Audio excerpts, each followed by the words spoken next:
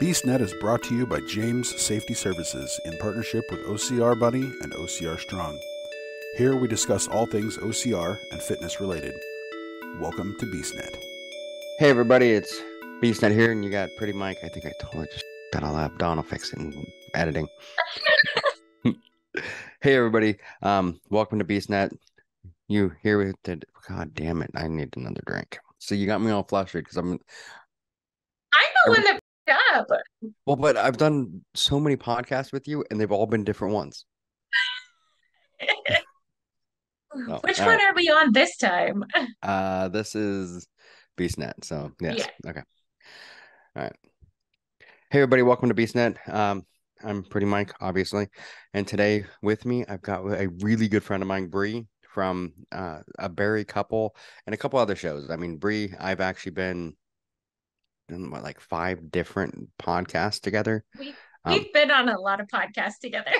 Yes. So as a lot of you know, I do other podcasts as Brandon Valentine and Bree has been on both Love and Hate Radio, which B just supposed to be bringing back.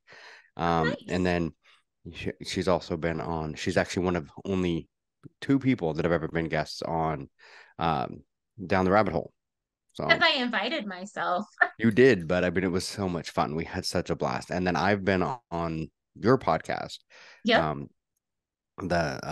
By its cover multiple times, and I love that podcast, which by the way you need to do an episode soon. Well, we have an intro recorded and we watched the movie, we just haven't finished. It happens.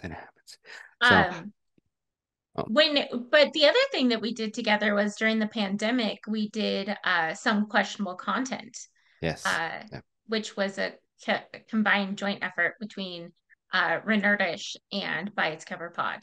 Yeah, which is another podcast that I do. So we've done a lot together, but today we're actually doing one where I don't have a lot of experience on this side, but you do. And I don't have a lot of experience on OCR stuff. So yes. Well, and this is one of those things, like this show really started off as just OCR, and then we started going more into health and mental health and everything else. And what really prompted this was I was talking to a good friend who's been on the show before who had bariatric surgery. And we talked about hers a long time ago. And I finally actually met her in person this last weekend. And we were talking. And we were talking, and I'm like, oh, you would love this show called The Bari Couple. It's 2 of my, favorite people who had, as a couple, both had bariatric surgery, and they talk about their journey. Yeah. So I was like, I think it'd be a lot of fun to have you on here too, because I have multiple friends now that have had the surgery. Who I think it would be great to know there's other people out there that have gone through it, and the stuff that you've had to, because most of us who've never done it, we don't understand. Well, I mean, before I started the process, before Kevin is one half of a Bari couple, he is a stand-up comedian. He's on the road right now. Mike did invite him too, but I have a lot more availability than Kevin does. Yes. Yeah, and we like Bree better anyway, but I mean, hair flip. Yes. I mean, I've, and really that's kind of how we met, was through Kevin, because I do, as Brandon Valentine, I do comedy, and Kevin actually was a teacher, and me and Matt from Renerdish went with and helped him in one of his classrooms. Yeah. So, because he taught a class on comedic lit. So there's a lot of background, but I mean, today, like I said, we wanted to talk about the bariatric surgery and the what it takes to go through it. I mean, a lot of people think, oh, you just go in. It's the easy way out. You go in, they put the sleeve on, and then you just suddenly magically lose weight. Yeah, and that's not true in any way, shape, or form.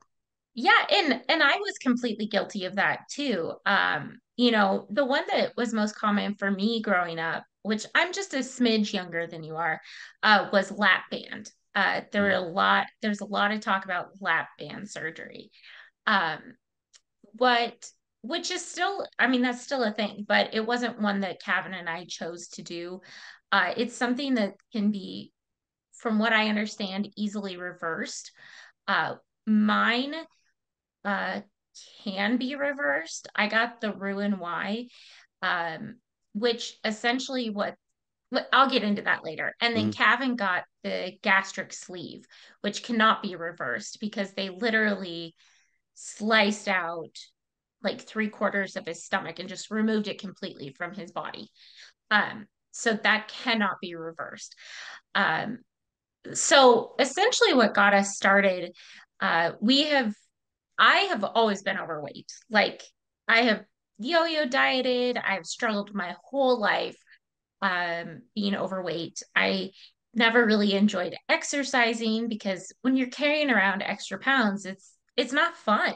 Hmm. Um, so I Kevin and I decided last April, uh, a cousin of ours got it, had bariatric surgery, and she had a really successful, like, she was being very successful, and she still is. I mean, I think she's at her maintenance weight, and she looks and feels amazing. Which is awesome. Um, and so that kind of started us into, well, what would it take? And I had no idea. So I went to my primary care physician and said, hey, can you write me a referral for bariatric surgery? Yeah. Yeah. Because I mean, I just thought it was like, hey, I need carpal tunnel surgery. You'll do a quick test and then I'll get under the knife and I'll be good to go. Hmm. Oh, no. So the process locally for us, which we live in Indianapolis now, um, the program we went through was 6 months of classes and nutrition classes, the recommendation for therapy. We had a psych test, we had a GI flow test. I mean, there blood work, if you were not sober, you had to be sober. If you were a smoker, you had to stop smoking. Thankfully, Kevin and I were not smokers and drinkers. I mean, we'd have a beer occasionally, but honestly, that was super easy for us to Yeah. just cut that out. Um, so we took it, and the other thing about it is it was 6 consecutive months of classes. So if you missed a class, you had to start all over. Thankfully, we did not, but for half of the classes, Kevin was living in Pittsburgh doing a comedy residency. Hmm. So he would have to make sure to come over from Pittsburgh, which is about 6.5 hours from here, to make sure that he made it to the class and stayed consecutive. Yeah. Um, and it was it was an interesting experience. I'm actually really glad it was required to take those classes. I learned a lot more about like the functionality of food that goes into your body, like the purpose of it. Before that, I was always like, oh, well, you just got to eat something because it's fuel for your body. But Hmm. they really go more into like the nutrients and why they're important. Um, and I mean, protein is huge for post bariatric surgery patients. Our program recommends 60 to 80 grams of protein a day post surgery. Yeah. Uh, so do you have any questions so far?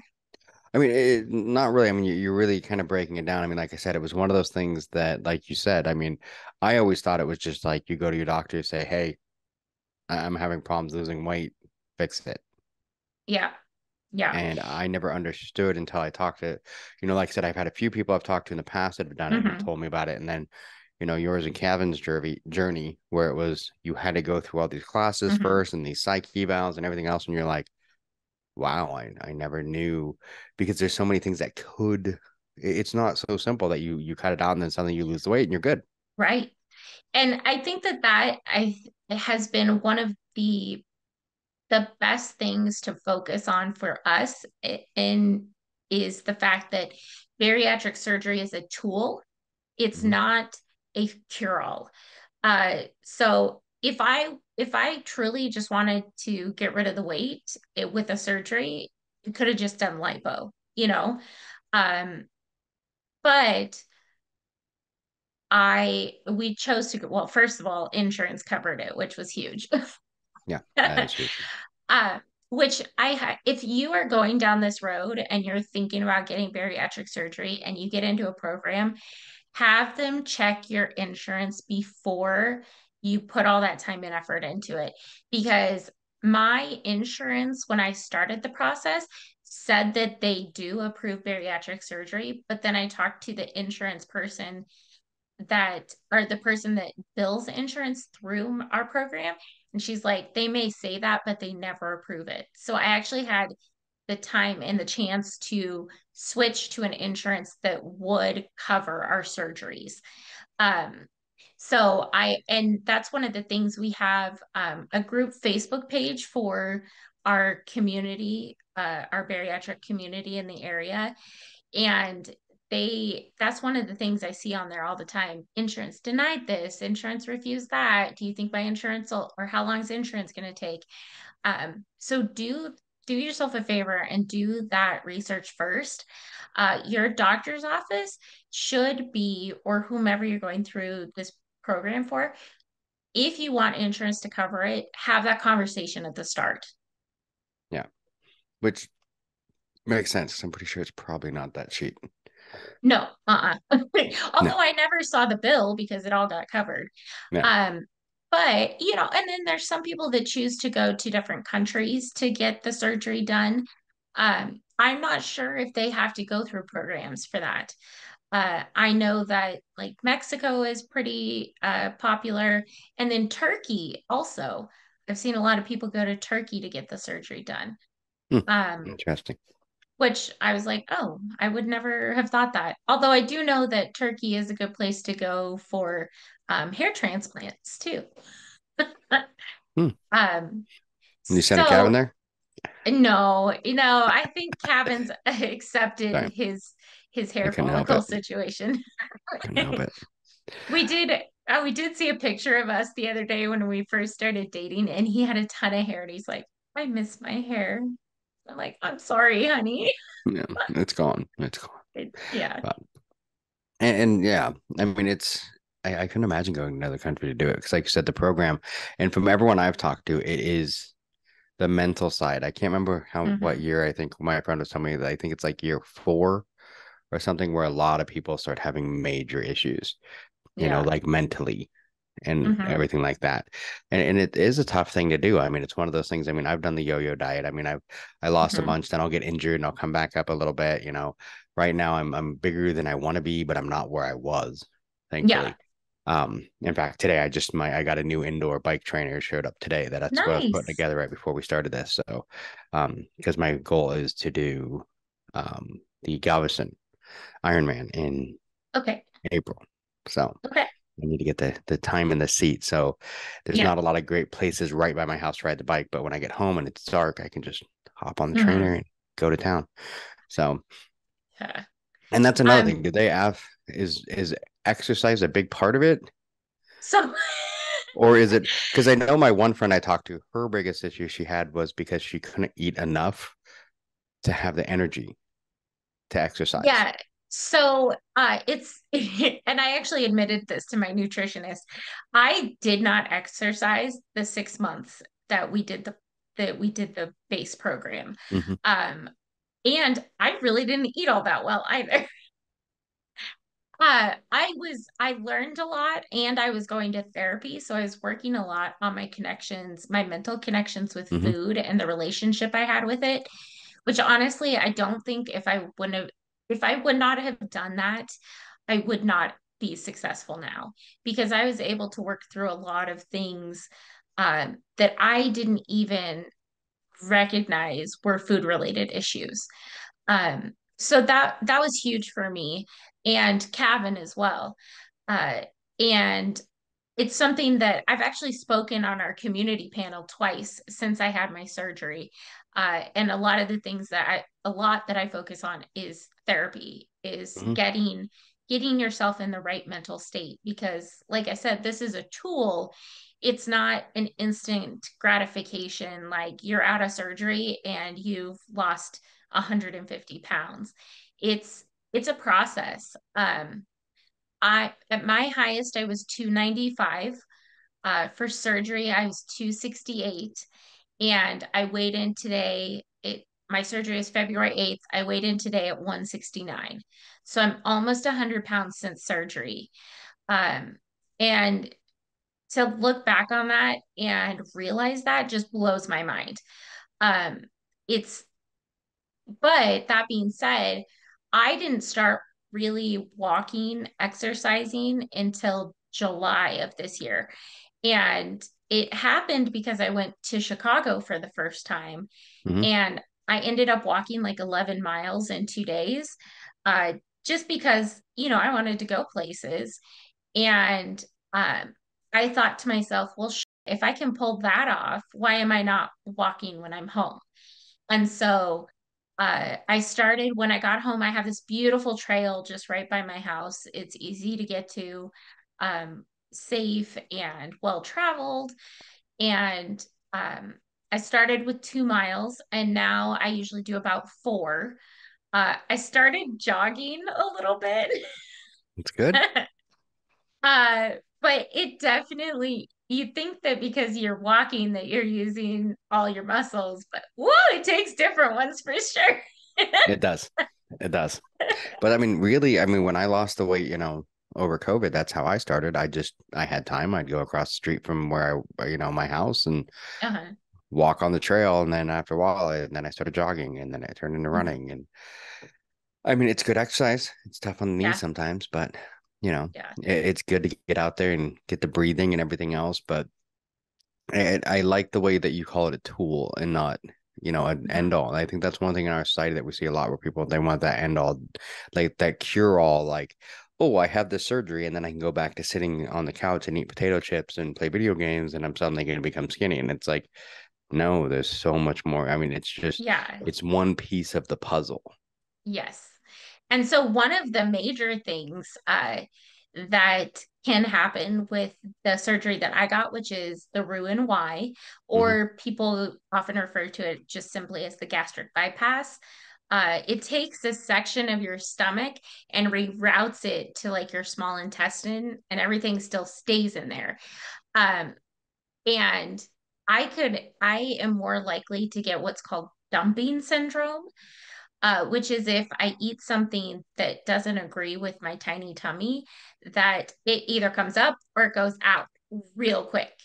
And so I've been very afraid of that. I can understand that. And so usually what triggers it is sweets. And so thankfully, it's been a really good fear motivator for me in the fact that um, I haven't had any temptations really. There was a couple times this summer where I was like, oh, some ice cream sounds good. And then I'm like, but does it sound good enough? Does sound Um, that good. so I've actually only had dumping syndrome twice since surgery. And I upchucked. I know that's probably a lot of information, but you talk about blistery, bloody feet. So We do. So that's fine. I'm gonna give you uh the raw situation. Uh But although it's good the because people need to know the truth. And I mean, that's one of those things. It's kind of one of those, I feel like people go into this sometimes without completely understanding what it is. And, having an idea of where they can go to a podcast like the Barry couple and listen, oh, hey, this is what really you have to go through. Yeah. I think it's good to understand that, hey, if you eat the wrong things, it may come up or out one way or the other. Yeah, don't try something new in your tummy if you haven't, if you're around people. Like if you're going to test something out, test it out at home. But my only trigger so far has been hamburger patties, Yeah, which is interesting. weird. Um, That is. and it's not like if I have hamburger in like a spaghetti sauce or a chili, that's fine. But if it's just a flat hamburger patty, I'm gone. Wow. But I mean, it's good to know. It's like we always say with runners, it's like if people always ask, what should I eat, or have for my run? I'm like, don't put anything in that you haven't eaten before, because if you're halfway through that run and you eat the wrong thing, You're gonna it's do a different type of running. yeah, there's not a lot of porta potties usually on these runs. So I mean, yeah, you're gonna find the answer out quick, but bear shit's in the woods. I mean, just saying. Yeah. So no, Um, yeah, so so only yeah, eat what you're used to. yeah, the and it's so interesting to me because prior to this surgery, I was always like low key hungry and I didn't realize it. And that's not a feeling I have anymore. And the freedom from it is just mind blowing. Like some days I'll forget to eat, which is not good. I do not Yeah. recommend it. Um, but to have that freedom from being like, well, what am I gonna eat next? What do I have in the house that I can just pick at, you know?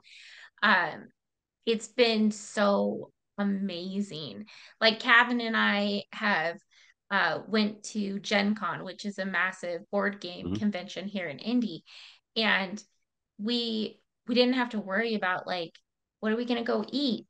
You know, it wasn't a constant thing in our brains. And so that has been extremely freeing, uh, to not have that hunger all the time, to not be controlled by it. I'm not sure that everybody experiences it, but Kevin and I are having similar experiences. Um, Another thing that you have to worry about with bariatric surgery is transference. So there's a lot of people that get bariatric surgery that trade one addiction for another. And so there's a lot of people that they've found like become alcoholics. And that's one of the reasons why I think therapy is so important to go through this experience with. And I'll probably say it 20 more times while we're talking, but um, it's so much of my life before the surgery was what am I gonna have for dinner? What am I gonna eat next? And to not to have all that free time afterwards can be overwhelming. Like, what do you fill it with? Mhm. Uh, and so some people like do or become gamblers or shopping addicts, or where are you going to get that dopamine hit from? So that's really important to have those conversations with yourself consistently. Like, am I walking into any bad habits trying to fill this void? Um, and thankfully I haven't experienced that. um I have had a couple beers since. uh I know, right? I Yeah. went to Ireland and had half of a pint of Guinness, because if you're in Ireland you have to have Guinness. You can't not go to Ireland and not have Guinness. I mean, yeah. Yeah, but I mean everything hits so much harder, so much quicker, because there's it's like direct shot to your tummy and then into your intestines. Like, you could get real lightheaded real quick. Oh, I'm sure. I'm sure. So I know that it's was an like I adventure. said, my one friend that I talked to that does OCR, one of her issues Mhm. she had was getting enough because of that. Because I'm pretty sure she Mhm. had the same one you did, where keeping the energy level because everything, like you said, hits and goes through a lot faster. Mhm. So a lot of times she wasn't getting the nutrients as Yeah. much as she would normally. So all of a sudden she had to eat differently to make sure that she had the energy to do more than 3 or 4 miles. I mean, to be able to hit, the 13 miles and stuff like that that you do in some OCRs, and Yeah. having that fuel on course to make sure she could do it because your stomach is so much smaller at that point. Mhm. You need the same amount of fuel really to get the race done, but you don't have the stomach size to do it. Yeah, and it's all a process. I mean, you were talking on your last episode, was it with, is it Megan? I The think so. OCR Yeah. trainer. Yeah. Yep. So, about how, you need to do your testing beforehand. Hmm. And, that's definitely something that I've learned with my increase in walking is I need to make sure that I have something small before I go and then eat something when I get home too. Um, because if not, I'll get like shaky. Um, and the other thing that's very interesting about bariatric surgery, and I'm sure that this is probably something you guys have to consider as OCR people, is the fact that if you're going to eat, you are not supposed to drink anything 20 minutes before or 20 minutes after the eating. And so um, that can be Like I have my Fitbit and I have to hit a timer every time I'm like, oh, I'm gonna be eating soon. I got to make sure I'm not drinking any water or well, I pretty much only drink water now except for, a coffee in the morning. Um, but that, I mean, that I can imagine is quite the challenge for true athletes that are doing like the Tough Mudder and the OCR stuff. And because Yeah. that's definitely something you would want to test out before you get to the day of the race. Yeah. And that's one of the ones I've talked to a couple people that have had the surgery, different ones. And that was one of the biggest things was finding the way to be able to keep their nutrition level up. I didn't know about the not drinking 20 minutes before because that would be interesting. Is that because of the size of Hmm. okay. Yeah. Because I know that Yeah. would say if you want to feel full, drink water, and that'll yeah. Yes. The other thing that, at least in our program, is we're not allowed to have any type of foods that expand once they get into your stomach. So we're not allowed to have pasta or rice or bread of any kind, which I know are huge carb loaders. Hmm. So I don't know how that would impact athletes. That would be an interesting one. Yeah. Yeah.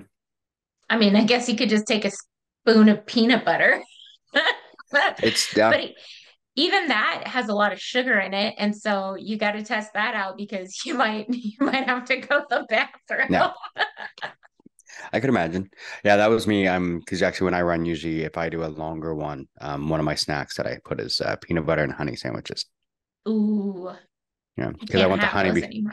I want the sugar for the big, the Yeah, the push because you want the peanut butter for the protein and then the honey gives you that good real sugar sugar rush. the Yeah. sugar rush that you need in a run. Which it's funny because I have a couple.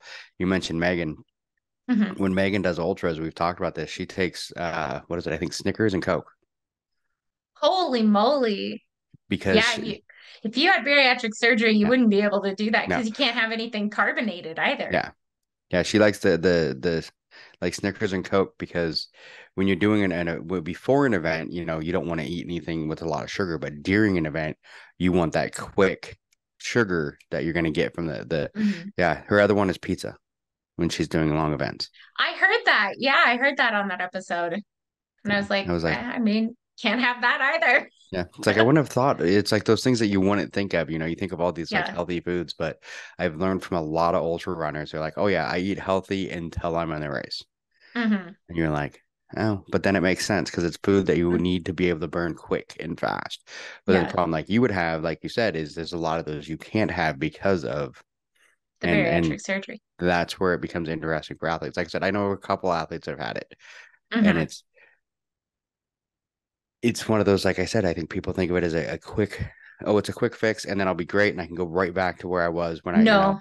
when I was a teenager and running. And it's like, no, Hmm. because now you have to figure out a whole new different nutrition level, a Hmm. whole way of doing it without, the typical nutritions that we would use. Yeah. You have to find a way to work with your nutrition. Yeah. Well, and that's the other thing is I hope that the people that consider doing this or do get to the point where they do this, that they have that they have a good support system. Mhm. The program that we've gone through, we can mic chart our people anytime, they're super quick to respond about that kind of stuff. Um, and so having a supportive, like even though I had my surgery, uh 8 months ago. Mhm. Yeah. I still feel comfortable reaching out to them and saying, "Hey, this is the situation." I have a friend that's been in it she's had it 12 years.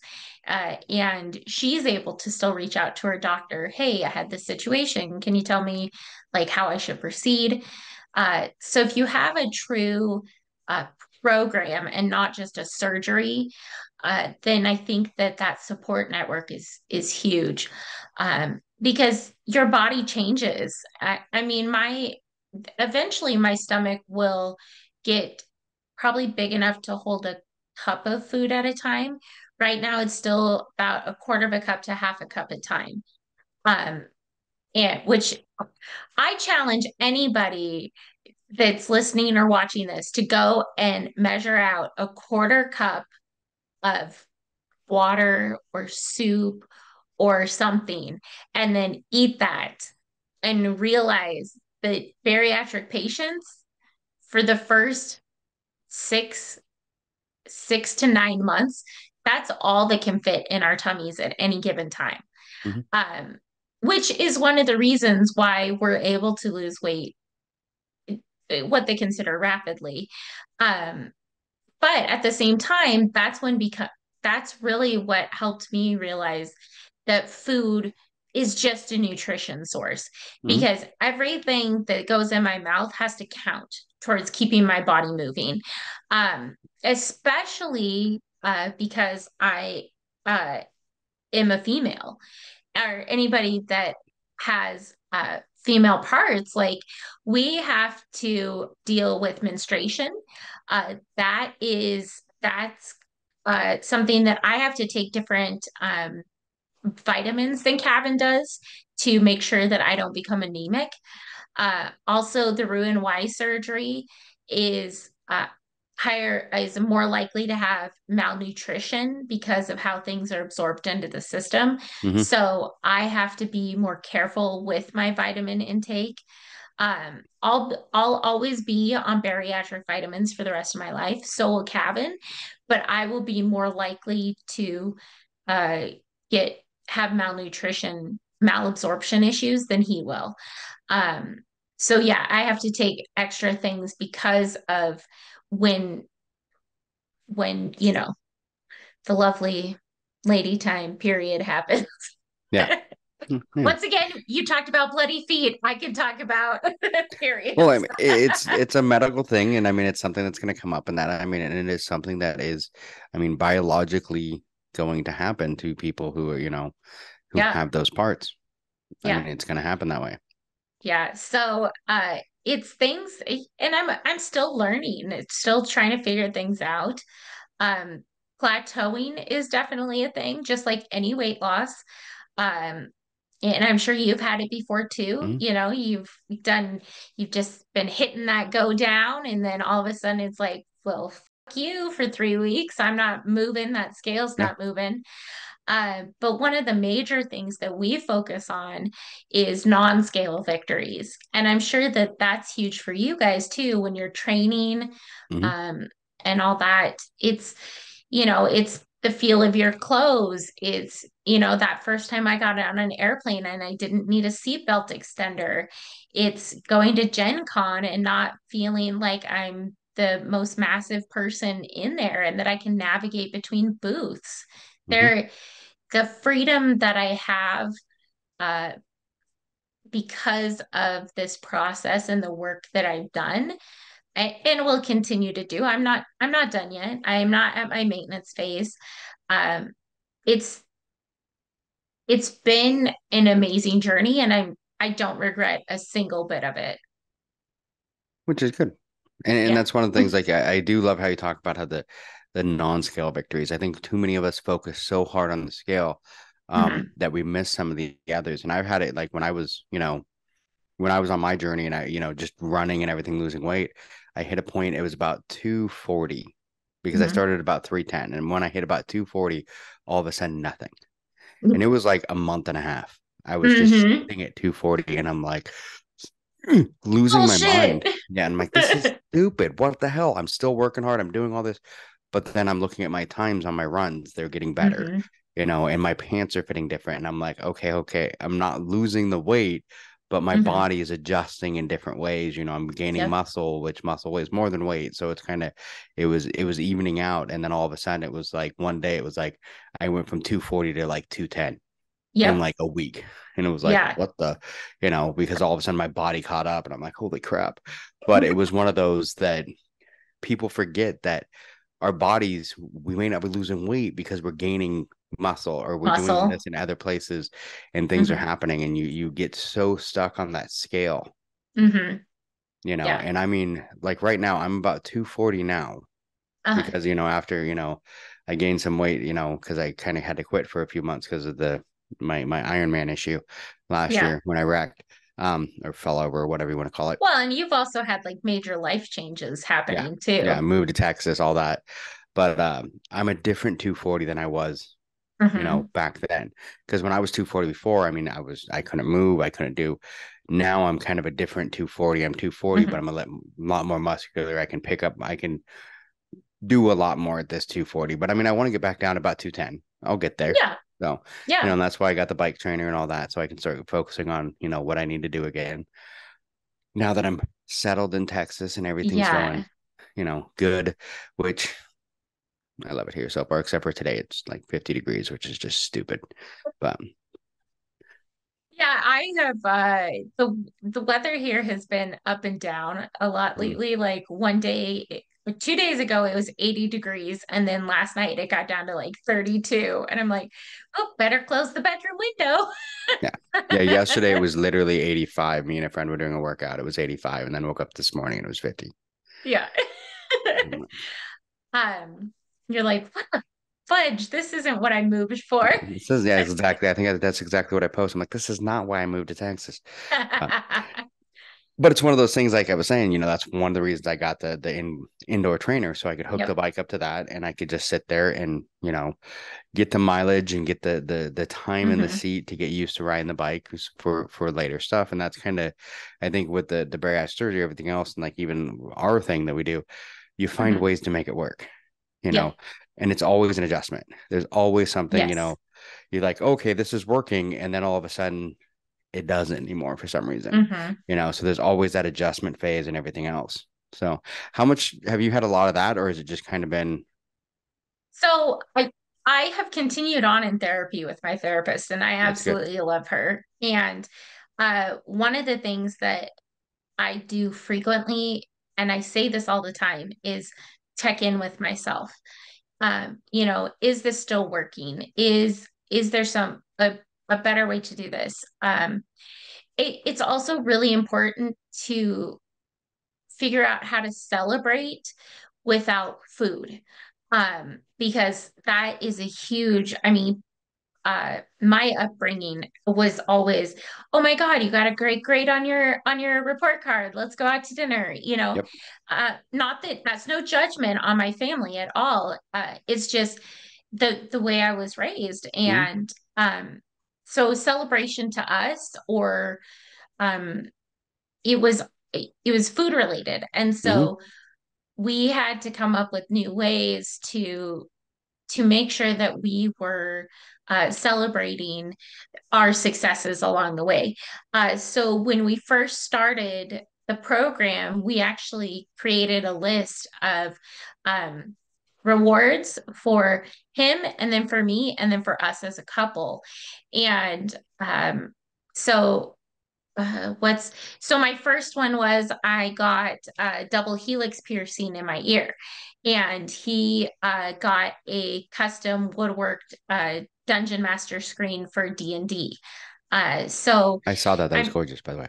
Isn't it gorgeous? It's It a was. lovely purple. It's by a lady named Val Werner, and she's a stand-up comedian here in Indy, and she's absolutely a doll. Um, but that's a huge thing, is to be able to find what feels like success for you, and then be able to celebrate it in a way that doesn't derail your experience and your successes. Yeah. And I think I don't know if it's a generational thing or whatever, because I know that was my family too. Whenever Mm-hmm. you had something like, oh, you did amazing, let's go out to dinner, or hey, if you do this, I'll get you a donut or whatever. I mean, Yep. food was always our reward for Yeah. everything. So it was like, yeah, so Yeah. now it's kind of one of those things. You're like, the second you do something good, you're like, where's my donut? Yeah. It's totally true. And it's even harder for Kevin than it was for me, because he actually had I wouldn't say a true addiction, but fast food was at least once a day for him. And I know, because as a teacher, it's just quick and easy. Yep. Um, which he's not a teacher anymore, and I think that that's one of the reasons why he is able to be successful, is because he can navigate the day and the work that he does as a stand-up comedian, and not be forced into time constraints that are going to make him make bad decisions food wise, which has been Oh, amazing to see. And I could see that being so difficult because I mean, doing comedy myself, half the time you're paid with beer Chicken and food. tenders. Yeah, Yep. beer and food. So it's like, Yeah. you know, Yeah. it's like beer and food. It's like I'm not supposed to have either one of those. No, So I can't. Sorry. yeah, It's also, I think, been a good experience for him because it's made him advocate for himself. And he's very much anybody that knows Kevin, he knows he's a people pleaser. hmm And so that's been really cool to see him grow in a way like that to support himself for success. Especially since I'm not all well, I'm mostly not there when he's performing, so yeah. I'm not not like sorry he can't have chicken tendies. Yeah. Which, I mean, it's a tough thing because, I mean, you do get into that, for me, along with being, a reward, it was also my nervousness. If I've Uh-huh. got nerves, I'm worried about something, first thing I do, Hmm. I'm gonna reach for food, you Yep. know. Um, Not as much alcohol, occasionally alcohol, but I've never really, I don't want to say I've never had a problem with it, but I'm a situational. If I'm in a bad situation, I'll drink, but, um, I'm not. But Yeah. it's a nervous thing, it's whatever. But food is my big nerves. If I'm nervous, I will eat it. And then the Hmm. whole thing of you have to finish Oh whatever's on yeah. your plate. So I'm one of those that would sit there and just pick at it, even though I'm stuffed and it hurts. But I'm like, Yeah. I have to eat it all, you know. But yeah, so I Waste think that not, would want be, not. yeah, that would be the hard one to like really break the habit of. What's funny is I found out like yesterday that I think my wife has my big problem with drinking sometimes, but we went to a game, the football game, and we're at the bar, and I went to order another one, and she's like, another double, and I'm like, double, and she's like, yeah, that's what you've been drinking, and I'm like, that's the problem. There So we go. yeah, Amber started it off with doubles. So when I was on like my third one, and I'm thinking I'm like, oh, no wonder I'm starting. I'm like, this Yeah. is three should not make me feel like this, but I'm like, they're Yeah. doubles. That I didn't know they Um, were doubles. okay, that makes me feel better. So I'm like, honey, you're driving home. But it's what, yeah, it's for me, it's always been food is, not only a reward, it was also my nerves. So if I Yeah. got nervous, I ate, which I mean, for Stress, me, yes, sad, stress, sad, emotion. whatever. Um, until I was like 25, 26, I had like an insane, metabolism. Fuck Like you. I was I know it's horrible. When me and Amber got married, if you see pictures of Yeah. us when we got married at 24, I was 160 pounds. Wow. Yeah. And that was Do my you biggest. At that point, did that was the biggest you I'd ever been. did you have long hair? No, my hair was Okay. like Yeah. military short. So, which I was never in the military, but that was that short. But yeah, Yeah. so it was, yeah, I was like 160 pounds when we got married. And then it was just kind of all of a sudden my metabolism. And that's kind of the thing for me. It was all of a sudden then, years later, I'm like, how did this happen? Yeah. But It sneaks up on you. it does. It does. So, I mean, it really does. And that's kind of one of the things, um, with the surgery, it helps mhm, now. But if you don't keep up with everything, and do what you're supposed to do and and that's why I think it's amazing that you have the group and the help and the mhm, support. And I mean, especially with like you and Kevin doing it together as a couple, I mean, you have yeah. each other to support. That was what helped, like when I lost all the weight. A lot of people don't know Amber was doing Weight Watchers at the same Yeah. time, and she lost a lot of weight too. So as a couple we were able to do it. And I mean, when you have that support group and Hmm. you can do it together, it's a It's huge huge. huge help. Yeah. That's one of the reasons why we started a Berry couple is um when we went into this process, we didn't see a lot of information online for couples doing it together. And we're like, we need we would like to be able to advocate for it, to share the experience. We've been very lucky. We haven't had any massive reactions. We didn't have any in errors with our surgeries. There are some people that do go through some, I mean, just like any surgery, you're taking a risk, you're taking a Mhm. gamble. But so far, and knock on wood, in the future, I think our gamble has paid off uh, exponentially for us.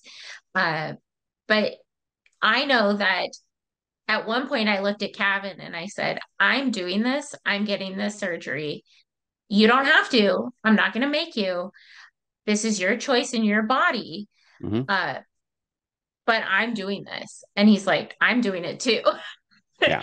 And I just know how hard it would be if you had one versus, but not the other. And we're very lucky in the fact that we don't have children. The only other entities that we have to feed in our house are our three dogs, who actually eat more in a day than we do now.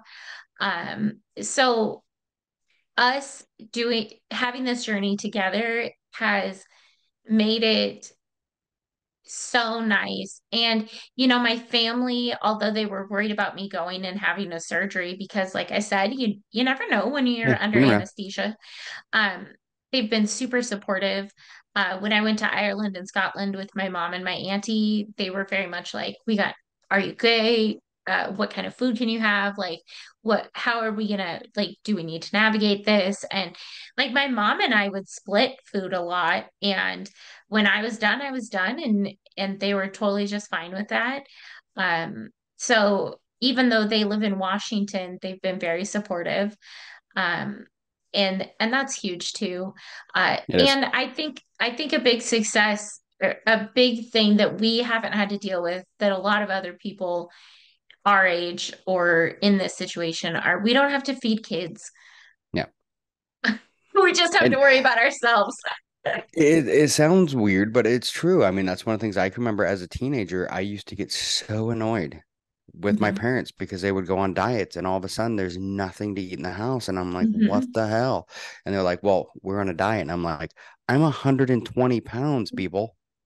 I'm like, I need to eat. I need to Yeah, gain some weight. Like I'm buying like things of whey protein, trying to make my body gain weight. And then all yeah, of a sudden there's nothing to eat in the house. And they're like, oh, we can't have any. I'm like, I need to eat. yeah, And I can get that. And that's like where me and Amber got lucky was like, it was just us. I mean, Benton was still at home, but he was working yeah. and doing other stuff. So, I mean, he kind of had his food, we had ours, and we were able to do it together as a couple. And Mhm. I've seen so many times where people get derailed because all of a sudden it's like one partner's like, okay, I'm going to do this. And the other one's like, good luck.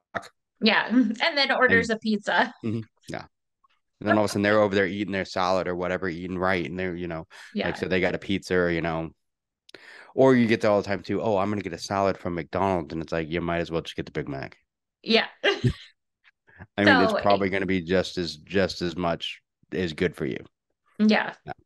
So it's been, I mean, having Kevin on this journey with me, us doing it together, us talking about it, checking in with each other, um, really trying to be cognizant of the different ups and downs of it, Hmm. so we could talk about it, has been, I think, one of the best experiences of my life. And I'll see, one thing I have to tell people, if you're considering this surgery, take before pictures, Hmm.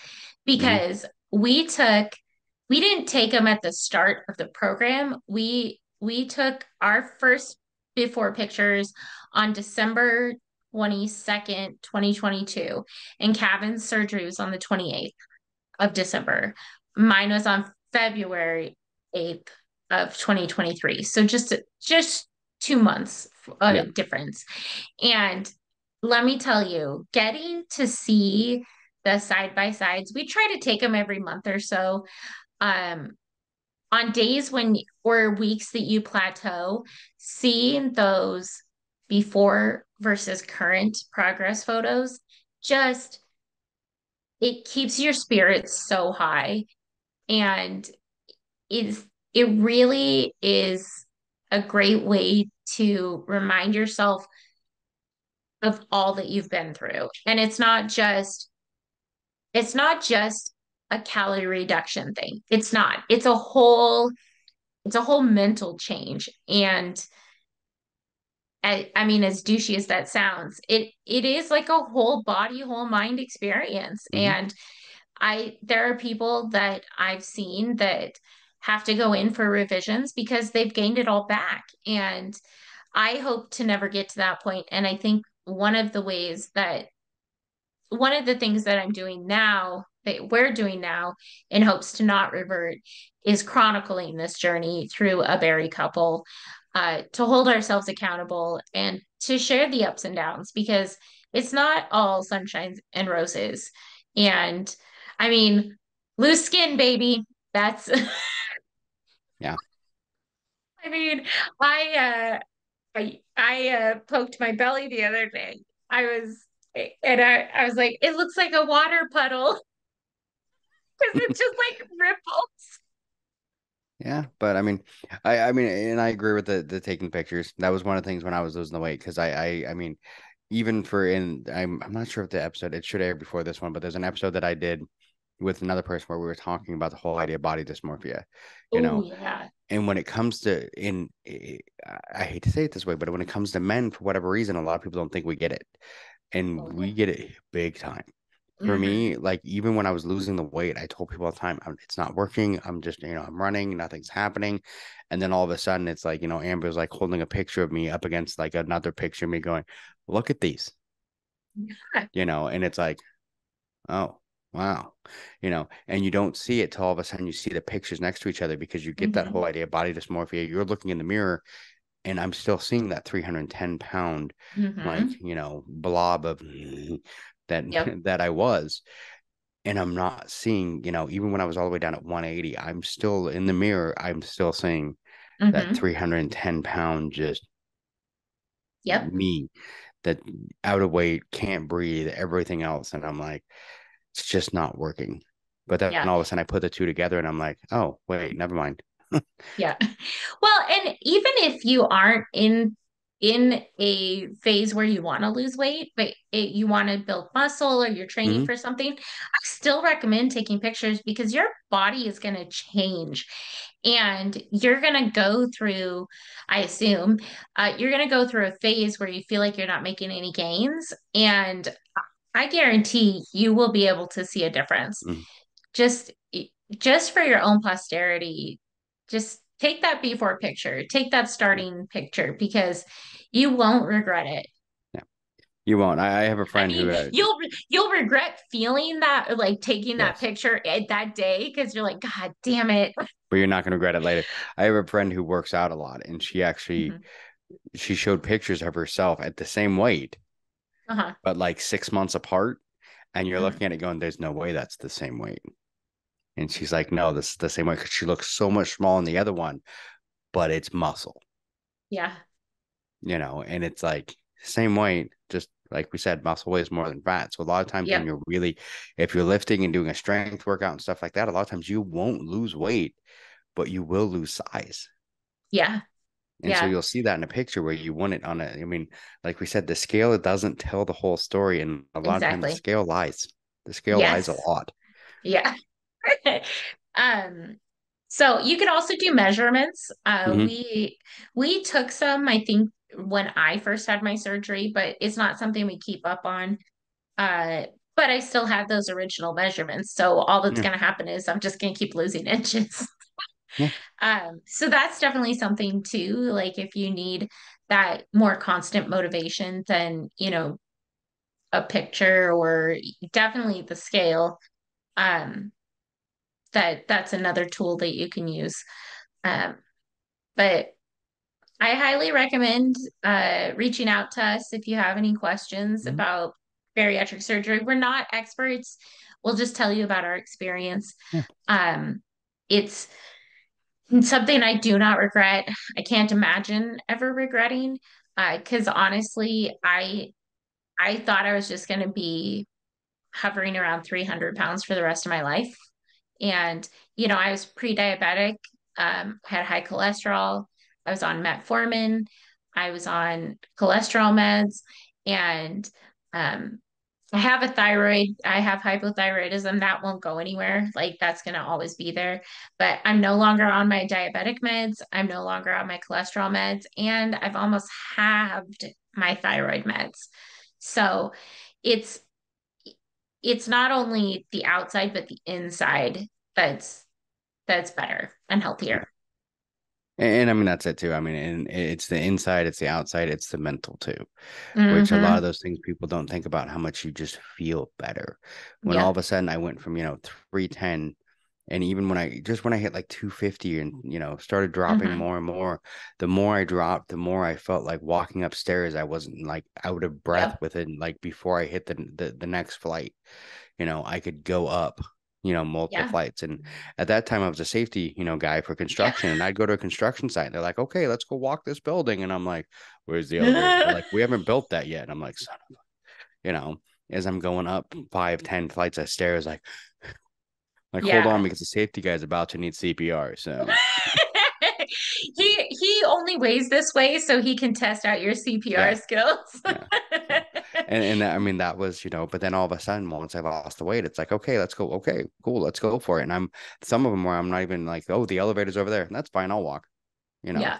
And I can remember being on one, and they're like, it's 33 floors. Cool. So it's top, Yeah. and no problem, just because I wanted to get go for it, and just because I could, you Yeah. know, I wanted to show myself that I could, that, hey, I could go up 33 flights of stairs and be fine with it. Where, a year before that, like 3 flights, I would have died, Yeah. and it's just a There's a lot mental, of freedom yes. involved with it. And I didn't realize that there was going to be. I think that that's one of the coolest things is to realize how much more I feel. And I mean, you've known me at Mhm. my highest weight and now, I mean, probably at my lowest weight since I was 16. Um, I've never had a confidence problem. No, not at I all. am who I am and I Mhm. love who I am and I'll never We love you apologize for for it. that. But I I just feel um better in the world. And I don't think that's necessarily an indictment on the world. I mean, there's definitely issues with media and how people treat each Hmm. other, especially uh, people that are overweight. I feel like it's one of the last, you know, classes that can really get shit on. Yeah. um, but just I mean, I walked into like Abercrombie and Fitch the other day. I didn't even do that in high school. And I was like, I could wear something here. I don't want to because But I it's could. boring as shit, but it felt really cool. Yeah. Well, and I think a lot of people get stuck too, because it's like all the time we tell people, well, we love you just the way you are. We do. We do love you just the way you are. But Yeah. if you decide you don't love you the way you are, we will help you and support you in any way we can Yeah. to help you get to where you love you. Yeah. And that's kind of where I think a lot of people get stuck on that, because we tell people all the time and we mean it. I mean, we love Yeah. you. I loved you the way you were before, and I love you Yeah. too now. But it's like, I mean it as in, I love you. If you don't love Yeah. yourself, I will help you in any way I can so you can get to a point that you love yourself. And I mean, yeah, people just get way too stuck on that. And then, Yes. I mean, losing the weight, I mean, it does change you mentally, physically, I mean, Hmm. everything. And it just makes it so you don't need, like I said, I mean, I make a joke in comedy. I don't know if you've even heard this, because it's a new one since you guys moved to Indianapolis, where I make a Okay. joke about losing the weight. And I always talk about, like, everyone always asks, when you lose weight, why? What was your reason? And I'm like, I pulled a muscle wiping my own ass. Yeah. It's amazing how much more convenient Yes. just normal tasks get when you listen. And a lot of people like looking at me, and I've had people be like, "Where'd you come?" I'm like, "No, it really, literally happened. Like Yeah. I turned and, and Yeah. it's like, and I think that was like the breaking point for me. Just all of Yeah. a sudden, like, I am so big that I just literally hurt Pull the myself, muscle. pull the Just muscle because I doing couldn't a twist, basic function. trying to do Yep. it. Yeah, a basic function. Like, needed help. I mean, I would go out of breath trying to tie my shoes. Yeah. That's why a Yeah. lot of I still do it now, because I just like them. I got the elastic shoelaces, so I could just put my shoes on like slippers, and Nice. everyone's like, "Oh, it's like, oh, comfortable," all that. And it's like, no, it's because I couldn't breathe enough to Because tie my my shoes. diaphragm would collapse when I And bent over to tie my shoes. it's like that was but it's like you don't want to admit that to people, like, yeah, I can't tie my shoes Yeah. because I'm too fat, you know. Yeah. But it's like, once you lose the weight, you're like, oh, wow, I can do all this stuff. I don't need someone to tie my shoes for me. It's like, Mhm. I mean, it sounds really gross and whatever, but Amber clips my toenails for me. Most time, the reason that started was because I was too fat to do it myself, Yep. I've been there for cabins, so and it's one of those things like, she did it because I was, too yeah, fat to do it for me. And it's just, yeah. you don't realize sometimes until all of a sudden you lose the weight and you're like, Shit, I I can can't do do that. this. Yeah, I can do Yeah. this myself. I don't need someone to do See, this for me. it's that freedom. Yes, Yeah. it Yeah, is. no, I totally and it's those little things Hmm. that add up way more than the scale loss, in Yeah, my opinion. it does. It does. It's what's funny too. It's like even for me now, it's like I went and bought a Kia Forte because Okay. the gas mileage is amazing, and Nice. my work is 60 miles away. Oh, So, geez. but it's only an hour drive because Oh. traffic moves in Houston. So, unlike Seattle. It's not like Seattle. No, it's not like Seattle. But and we had one before years ago, but I hated it Hmm. because I couldn't get in and out of it very well Yeah. because it was Yeah. so low. That's why we've always had SUVs. Yeah. And a lot of people don't realize that why bigger people have SUVs, they're easier to get in and out of. Yeah. Well, it's funny because and I don't know if you've had to deal with this, but I had to buy Kevin a cushion for his because he drives so much for comedy that he with his weight loss, he had his butt is like disappearing.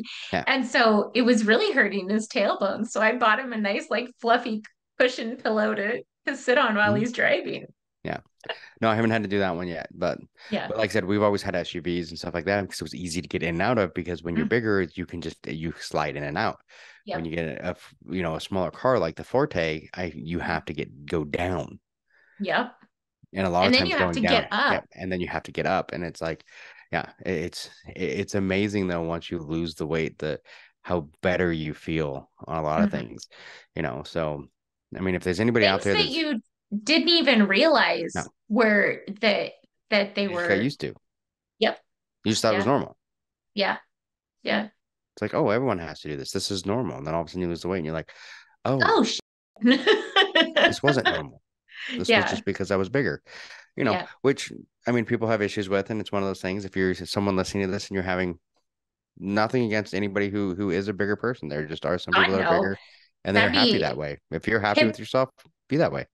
Yeah. If the hypocrisy would be high if I had a problem with anybody of a bigger Yeah. size, because like I said, I've always been overweight. Yeah. Hey, And I mean, I had to have major surgery to take control of it. So there will be no judgment, only support. no. Yeah. Only support. So is there anything else you wanted to say before we Thank you so much for oh having yeah. me on. I know that I'm definitely not an OCR person, and I Like I don't said, know if I. it's the podcast originally started as an OCR, but then we kind of gone more into health, like just Yeah, mental, physical health, because we yeah, figured OCR was a small niche, but everybody needs to hear about health and everyone needs to yeah, understand their own health. And sometimes people just they need to hear, from somebody who's gone through it. yeah. Well, I'm absolutely loved being on the pod. I mean, I love talking to you. We Oh, yeah, we have a great time every time we we talk do. together. We do. Um, so no, you could just find us on social media, Instagram, and TikTok at a Bari couple, ABARI couple, short for bariatric. I Yeah. I hope you get that. And if you're watching the YouTube version of this, it's under her Yeah, name. I Also, did. we will put links into the show Thanks. notes. So And then on Facebook, a Berry couple. Um, and you know, we just keep talking about our experiences and uh, I've been going live on Instagram when I've been going on walks and stuff. So if you ever want to come and encourage me doing some exercise, just like our Instagram. yeah. Find all of my um, I follow them on all of it, and I mean even their other ones. There yep. there's other ones by its cover. It was fun podcast to listen to if they Yeah, make another episode. I But know. The judgment. I know. I'm horrible about that. I can't say much because this is actually we've been very sporadic with BeastNet the last couple months with my move and everything like that. So Oh yeah. we're just now trying to get back on track and get episodes out there again because we were going every week. There was a new episode, and we haven't been as much lately. It happens. Life Yeah, happens. it So does. yeah, that's all I've got that I can think of Yeah. right now. It was a pretty good flow considering I didn't write any notes down, I think. I don't use notes. I'm definitely one of those ones. I'm horrible at notes. The one when I do notes for is Down the the rabbit the hole. rabbit hole because that gets deep. But Yeah. so Yeah. all right. Well, thank you. I will make sure that we put in the show notes where the listeners can find you. Thank you. And definitely reach out to Bree if you have questions on if it's something you Hmm. want to do or if it's something you have done and you want to just Yeah. talk to someone about it. I mean, reach out. Like I said, I have multiple friends. It seems like it's been in the last year. I think I've had four, besides you and Kevin, have four Yeah. friends that have decided to do this. And Okay. hey, good for them. Yeah. You're taking I know some people, like we said, look, take it as, oh, you took a shortcut. No, no, no, no. You Mm-mm. found a tool to help you Hmm. in your journey. And Yep. that's what it is. So never think of this as a shortcut. You found a tool, just like, I bought the indoor trainer today. Yeah. I got a tool to help me in my journey. This is a tool that some people use in their journey, and everyone has different tools. Yep. Absolutely. So, all right. Well, thank you. And I'll talk to you again soon. Okay. All right. Thanks. Yep. Thanks for listening to the BeastNet podcast. If you haven't done it yet, find us on Facebook, like and share the podcast. Give us a review on iTunes or Spotify. All these things will help to expand the show in the future. Don't forget to subscribe and let us know what you think and what you'd like to hear.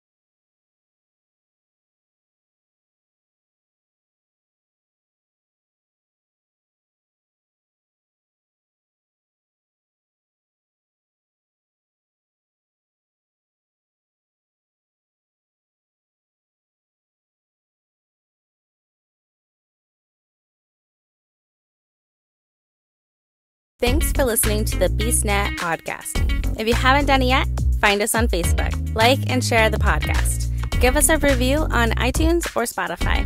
All these things will help to expand the show in the future. Don't forget to subscribe and let us know what you think and what you'd like to hear.